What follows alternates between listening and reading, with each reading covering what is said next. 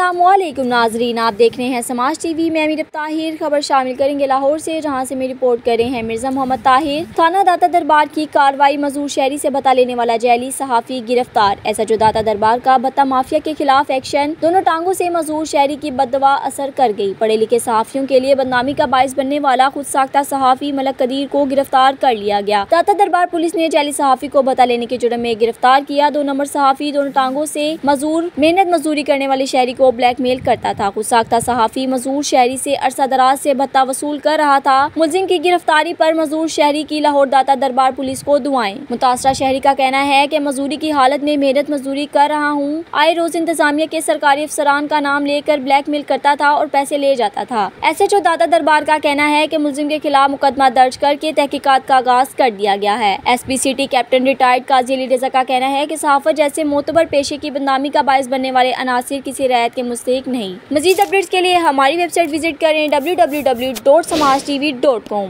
For more updates subscribe my channel and push bell icon.